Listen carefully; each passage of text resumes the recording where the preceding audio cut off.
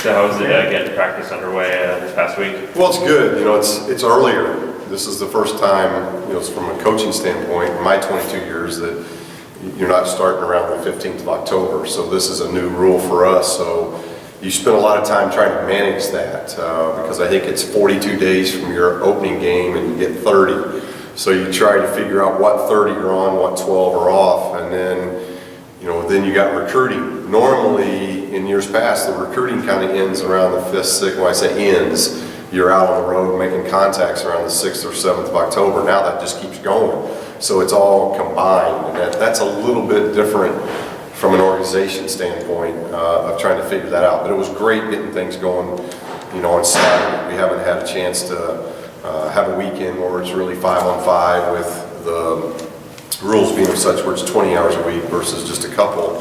And then having Jordan back, you know, I think that was a tremendous, you know, thing to have him back in practice, because for our first 6 months, he's really been limited, and now to be have him full time, that makes a huge difference. How's he looking so far, just coming back from that injury? Tremendous. You know, you say he's showed no effects. Obviously, he only had 2 days of practice, but I think the medical staff and Leif have done a really good job of being overly cautious, and he has not done, you know, his workload probably our first 3 months wasn't anything at all, and then just gradually started doing more and more, whether it was bike work, being able to dribble a basketball, being able to shoot a little bit on it, but he looks really good. Obviously, he's like a lot of guys, you got to continue to get in better shape and those things, but we got plenty of time to do that. But you know, he and Kyle just have a terrific feel. They have a great basketball IQ, and so when you got both of them out there, that really helps. Is Jordan on track to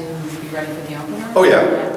You know, he was full go on the first day, and then we backed him off a little bit on the second day. He's full go again today. So, you know, I think we'll try to do that pattern for maybe 1 to 2 weeks, and then he'll be full go after that every day. But we're really trying to factor all that in. You know, we're not going any more than 4 or 5 days in a row the way it is. Sometimes it's 2 days in a row.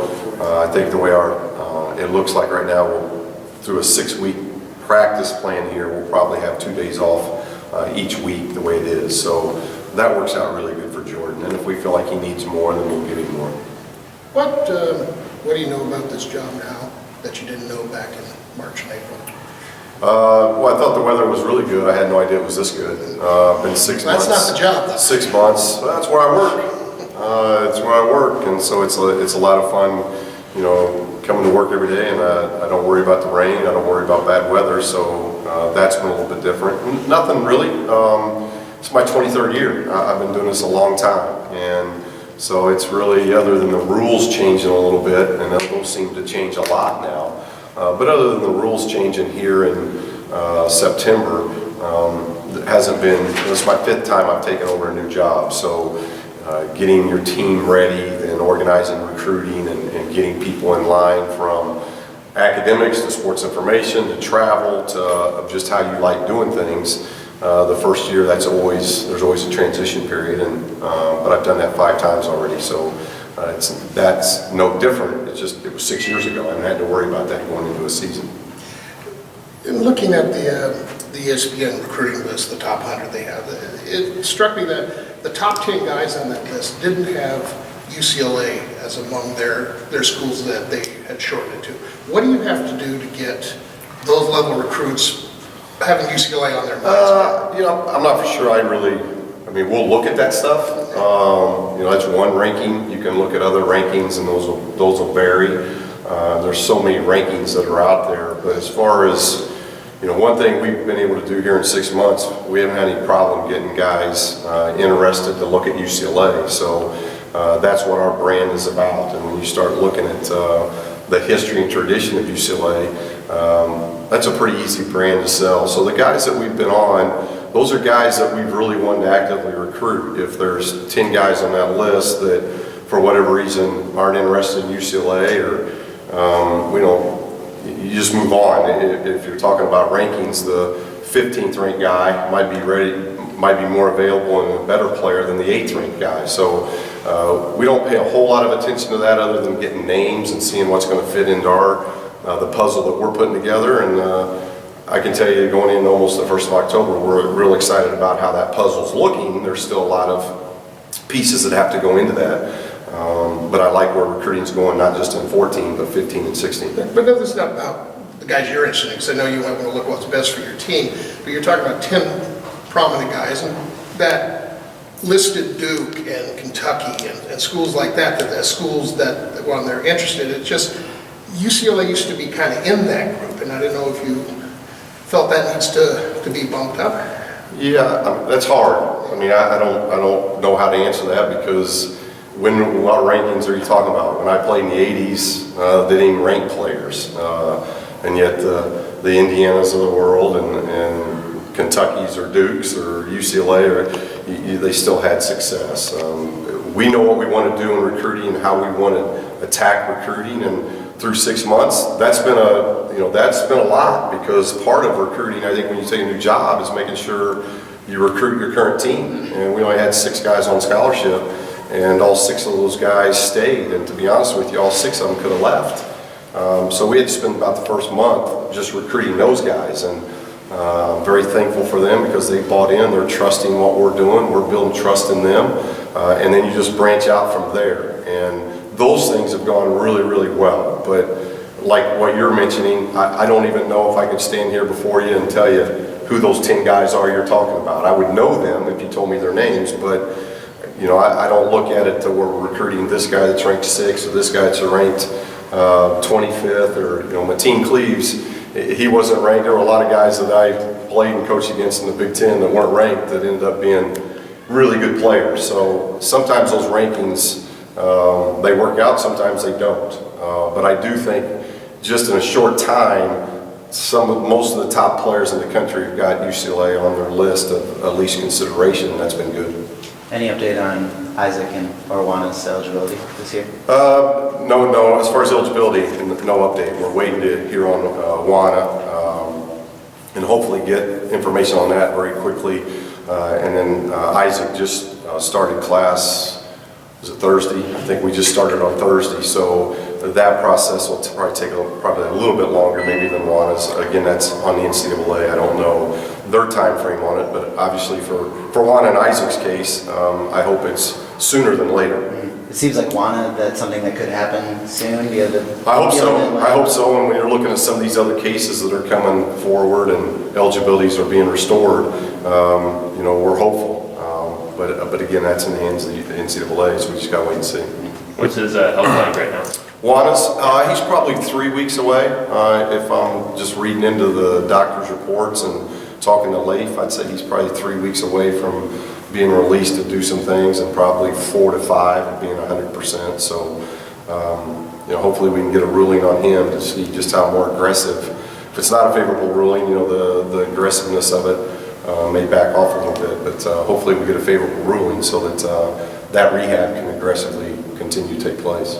Have you been able to get an idea of what you have in Wana, even though he's been hurt, or is that something? Not a lot, because this happened right when he got to campus. So I don't know the date of when he had the surgery, but he hasn't done a whole lot since joining our family because of the injury. So we obviously know about him because we saw him play in high school and those type of things, and he just adds to our inside, which that's where we got some concerns, because we're not real deep on the front court. You've got the Ware twins, you've got Tony, so Wana would really help with the depth of our front court. Very athletic, very good presence. He can play mostly inside, but he can go to the perimeter as well and play. So he gives you a big man that's a little versatile, like the Ware twins. Through a couple of practices, have you gotten any clarity on the point guard situation? No, I think we got some guys that we can put out there. Obviously, I think Kyle is somebody that can play that position. Of the freshmen, Bryce can play that position. Zach can play it, but Zach's a scoring guard, and I want him to kind of be in that position. We don't really label guys, never have labeled guys. If you look at my teams at New Mexico, as recent as New Mexico, you'd say we played some years 3-point guards. One year we played Darrington Hobson, he was a point forward. Last year you'd probably say we had no point guards. And Kendall Williams, Tony Snell, and Hugh Greenwood, none of those 3 are prototype point guards. And yet, the ball control end of it's pretty good. We don't turn the ball over.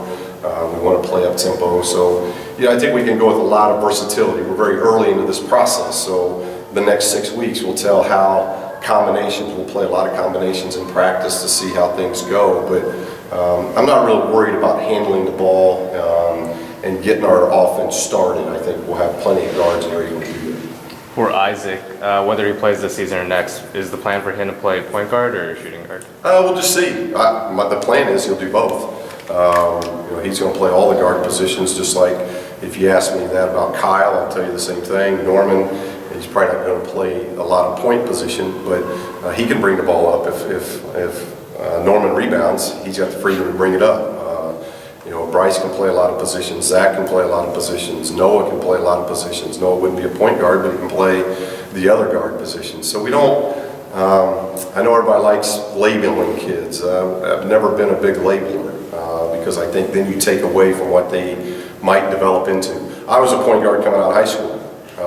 I played very little point guard in college. I was I guess shooting guard you might say, and then others might say I was a forward at times, as much as I spent on the baseline. And then I go to the league and I got to be a point guard again. So, I'm more than labeling. I want to see how these guys enjoy the offense and where they fit in the best, and where we can use their skill set, where we can use them the best and make them look the best. And looking at the personnel, have you given thought to what kind of defense you want to run with these guys?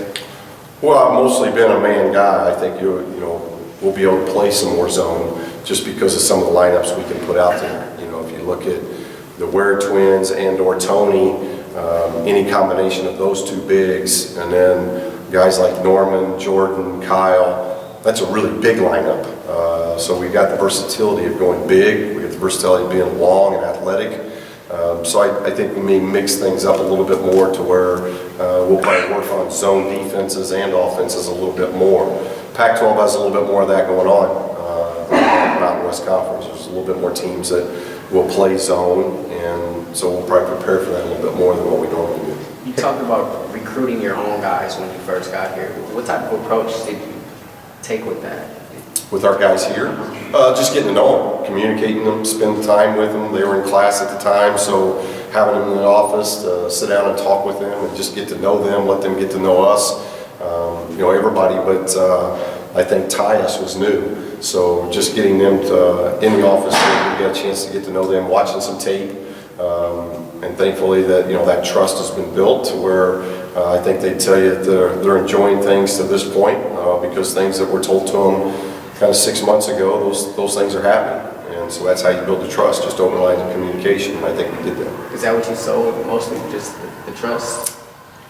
Well, there's nothing else to sell. We can't, other than, we were on the floor when we were doing individual workouts. They got to see us through our development phase. You get to see, if they like the way we're teaching the game of basketball and if the style's going to fit. And I think, so what we did in individual workouts, they were able to see that as well.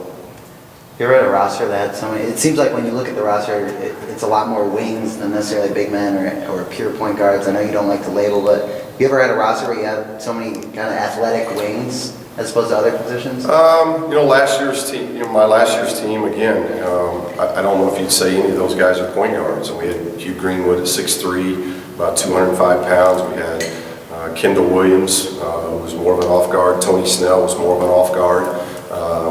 We've played 4 guards before. We've played the traditional 2 bigs that aren't center. One's not a center. Like if you play the Wares together, I don't know if you'd say either one of those are a center. They're forwards, they're big forwards. Put Tony Parker in there, that's more of a legit center. So you got different varieties that you can play, and I think that's always more of a benefit, and I've probably had more teams along those lines than just your typical center, power forward, swing guard, shooting guard, point guard. I usually don't label guys like that. And the way we run our system, offensively and defensively, they don't need to be labeled. And, again, if you just look at veterans and you pick and choose the bigs that you want to put in there, the Ware twins plus Tony, and then you look at Kyle, Jordan, and Norman, just your vets that are coming back, it's a pretty big lineup. And immediately I like the matchup problems that could cause. And yet we have a lot of other different ways we can go with, freshmen that are energized, freshmen that can score, freshmen that can handle it. It's just like a lot of freshmen. Our freshmen are learning guarding and playing against 22 and 23-year-olds, where the last couple of years they've been going against 15 to 17-year-olds. That's a transition period, and they're going through that. Ideally, what type of role do you envision Kyle having on this team? Big role, because he'll play any of 4 positions. He'll play any of the 3 guard positions, and we'll play him at forward as well, because he's arguably one of our best rebounders. So tremendous feel. So Kyle's going to be on the floor a lot, and he'll be very versatile in what we do. He'll be involved. He'll have the ball in ball screens. He'll be the screener in ball screens. He'll bring the ball up some. He'll run as a big guard, so we'll post him. So there's going to be a lot of, I think you'll see a lot of versatility in the way we're going to use him. Any more guys? Last one? I got with recruiting, how big of an emphasis is it going to be for you guys to stay home in the 2015-2016 class with the talent being so high in Southern California now? Last time I think I did see a Yankee hat. So you've switched? You've switched? They made the playoffs. Since one didn't make the playoffs and the others did? All right, I got you. Recruiting your home, and I think that's what's been exciting for us and a change for us, having a place that has so much talent. And Southern California has an incredible amount of talent. So building those relationships, continue to build those relationships, whether it be AAU coaches, high school coaches, and then letting those prospective student athletes, those recruits, get to see who we are, meet who we are, get them on campus, unofficial visits, come to practice, see our style. Those things are in place now and continue over this year. And I think once we get to playing games and that becomes a little bit more evident, you're going to see that. But definitely even concluding the 14 class into the 15-16, there's a heavy emphasis there just because there's so much talent. All right, thanks guys. Thank you.